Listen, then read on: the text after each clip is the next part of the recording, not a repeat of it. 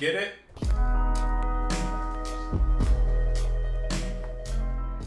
That's the second time I've pulled that. Welcome back, everyone. Hope you're doing well. Thank you so much for being here, for clicking on the video. Appreciate you stopping by. We're going to listen to Nowhere Man off of Rubber Soul, of course, 1965. We're moving on to the next track on this one. That's the second time I've done that joke. I don't know if there will be another one, but let's go ahead and jump into the song as soon as I pull it up, which I should be doing right now as I'm talking. But that is nowhere to be found. Here we go. Nowhere Man, the Beatles. Let's do it. He's a real nowhere man, sitting in his world is at your command. Nowhere man doesn't have a point of view. Your message, nowhere man. I say it every single time, but they're just masters at what they do. I love their singing. I love their harmonies. They're so sweet sounding. I love when McCartney takes lead on it. The bass line is moving. It feels really good. I like the guitar sound. I like the solo as well. And if I remember correctly, because listen, sometimes first listens are hard. Like, even though it's a 2-minute, 40-second song, sometimes first listens are hard. When the guitar solo started, it sounded like it had more echo or reverb or something. Like there was something extra on top of it. But as it went, it seemed to kind of get a little more dry. It seemed to kind of empty out. I don't know if that's actually true, or I'm just mishearing or forgetting.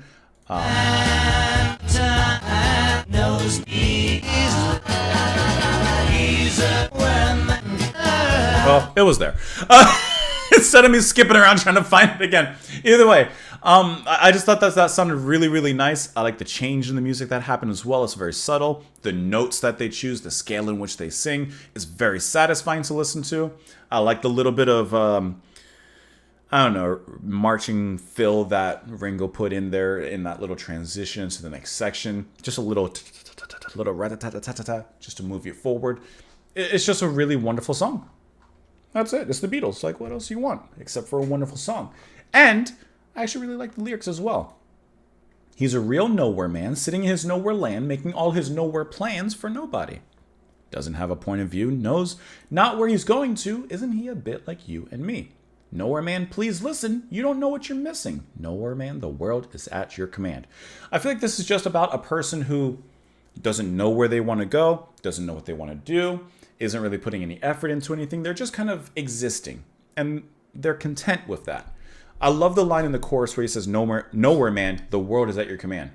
When you are like feeling, I guess, down, or when there's nothing, when you have nothing, or you perceive yourself as having nothing, the world is your oyster. You can open that thing right up and shuck that pearl out of there, and that pearl can be whatever you want, whatever dream you want to attain, whatever you want to do, whatever you want to go.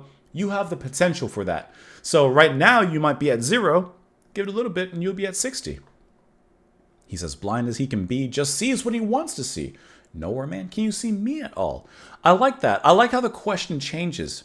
First we're talking in third person. You know, nowhere man, he's blind as he can be. He only sees what he wants to see. He's not opening his eyes to the full experience of life. And then the perspective changes, and now we ask, or the Beatles ask, nowhere man, can you see me at all? Can you even see what's in front of you? Can you even see the person before you, in a sense? Leave it all until somebody else lends you a hand. And you know what? Sometimes you do need a helping hand. Sometimes you do need someone to help motivate you and inspire you. And that's completely fine. He's a real nowhere man, sitting in his nowhere land, making all his nowhere plans for nobody.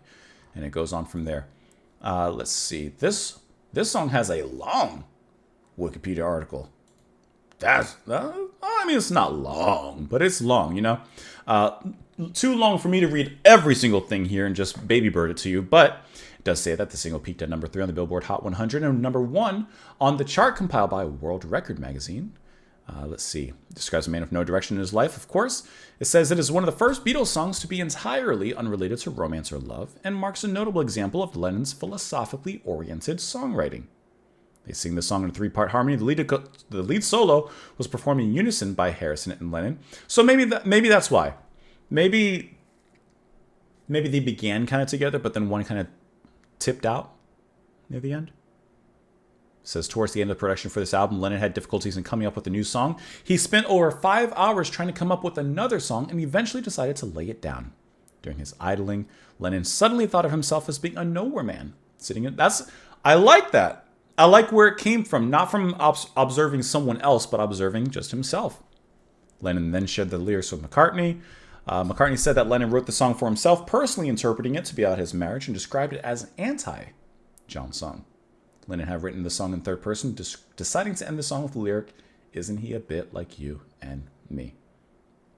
He says here, "I'd spent 5 hours that morning trying to write a song that was meaningful and good, and finally gave up and lay down. And what do you know? It all came back to you at that point." Really wonderful track. Let me know what you guys thought of it in the comments down below. Follow me over on Patreon. Support me over there. Follow me on Twitter, etc., etc. Have a wonderful rest of your day, and I'll see you all later. Bye.